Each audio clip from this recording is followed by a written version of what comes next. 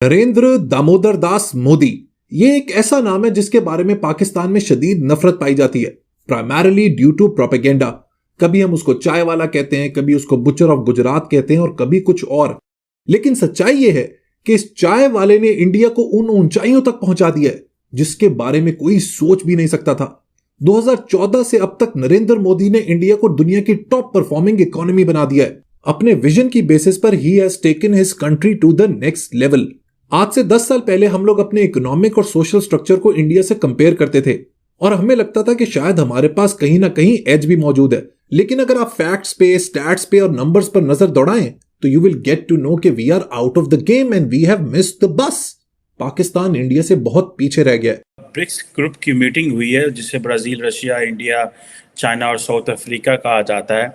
और मज़े की बात यह है कि ईरान और सऊदी अरब को कहा गया है कि वो भी इसमें ज्वाइन करें। इसके अलावा भी कोई 19 से एक ममालिक और हैं जिनकी ज्वाइनिंग की बात हो रही है, जिसमें यूएई, अर्जेंटीना है, अल्जीरिया है, इंडोनेशिया है, इनकी बात हो रही है। तो मुझे जिस चीज़ जो जिसे वो कहते हैं ना क्यूरोसिटी होती है, अंडरस्टैंडिंग में लेना चाहता हूँ कि पाकिस्तान इन मल्टीलैटरल फोरम्स का क्यों हिस्सा बनने की बात भी नहीं करता, और पाकिस्तान के जो दोस्त मुल्क हैं वो भी क्यों बात नहीं करते।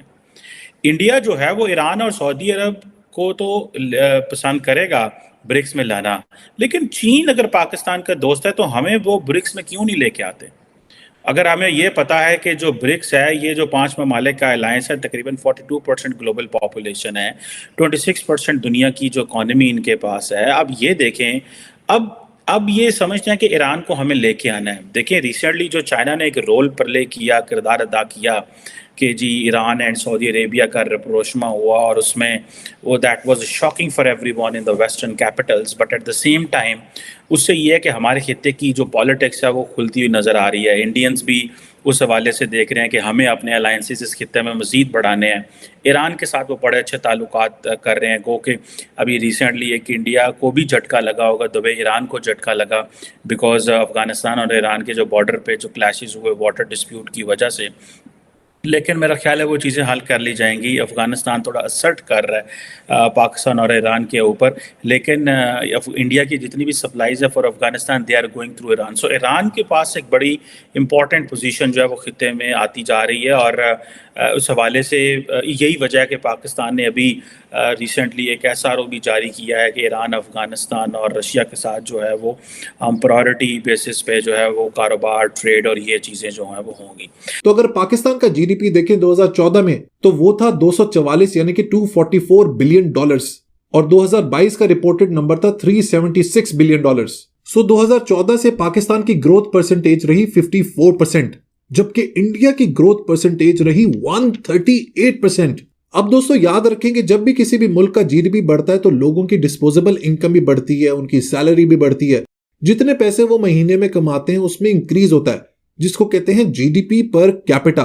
2014 में इंडिया का जीडीपी पर कैपिटा था $965 यानी कि $965, जिसको अगेन 2022 तक मोदी ने डबल से भी ज्यादा कर दिया।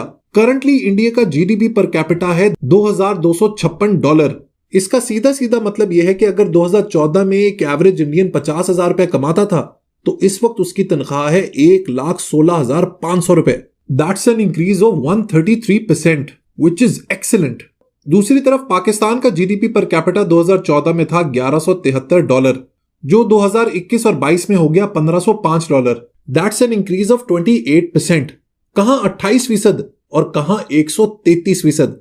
ये जो 28% भी है ना, क्योंकि इन्फ्लेशन 40% है, तो एक्चुअली में पाकिस्तानी की जो इनकम है वो डिक्रीज हो चुकी है। फॉरेन एक्सचेंज रिजर्व्स की बात करें तो इंडिया के 2014 में फॉरेक्स रिजर्व्स थे $303 बिलियन, जो इस वक्त हैं $578 billion. If you look at Pakistan तो हमारे 2014 में फॉरेक्स रिजर्व्स थे $15 बिलियन, जो इस वक्त कम होकर रह गए हैं $8.7 बिलियन। इसमें मैंने स्टेट बैंक और कमर्शियल बैंक्स दोनों के रिजर्व्स को ऐड कर लिया है। कहां $578 बिलियन और कहां सिर्फ $8.7 बिलियन। इससे पता लगता है कि इंडिया की एक्सपोर्ट्स कितनी तगड़ी हैं, इंडिया के रेमिटेंसेस भी कितने स्ट्रांग है और बैलेंस ऑफ ट्रेड कितना जबरदस्त है। एक्सपोर्ट्स की बात करें तो 2014 में इंडिया की एक्सपोर्ट्स थी $231 बिलियन, जो इस वक्त $670 अरब तक पहुंच चुकी हैं। That is colossal. Comparatively Pakistan की 2014 में एक्सपोर्ट्स थी 24.7 बिलियन डॉलर्स और 2021-22 में ये बढ़कर होगी 31.5 billion dollars, hardly an increase of 27% versus 190% of India. Inflation यानी महंगाई की बात करें तो करंटली इंडिया का इन्फ्लेशन रेट है सिर्फ 5.6% यानी कि 5.6%, जबकि दूसरी तरफ हमारे मुल्क में इन्फ्लेशन रेट यानी कि महंगाई की शरह है 40%। इसका मतलब यह है कि अगर कोई शख्स पिछले साल तक 100 रुपए कमा रहा था तो अब उसकी जेब में सिर्फ 60 रुपए रह गए हैं। यह है चाय वाले का कमाल और यह है हमारे सुपीरियोरिटी कॉम्प्लेक्स के शिकार पॉलिटिशियंस की पॉलिसीज का रिजल्ट। आप सब लोगों को याद होगा कि हमारे एक प्राइम मिनिस्टर ने वादा किया था, प्रॉमिस किया था कि वो 50 लाख घर बनाएंगे। उन 50 लाख घरों का क्या हुआ किसी को कुछ नहीं पता। लेकिन मोदी ने एक जबरदस्त हाउसिंग स्कीम जिसको उसने नाम दिया प्रधानमंत्री आवास योजना का, उसके अंडर ऑलरेडी पिछले 7 साल में 2 करोड़ घर बना चुका है। This is mind boggling and overwhelming. फिर हम लोग कहते हैं कि मोदी को इंडियंस इतना क्यों पसंद करते हैं, क्यों उसको वोट देते हैं। रिजल्ट आपके सामने है।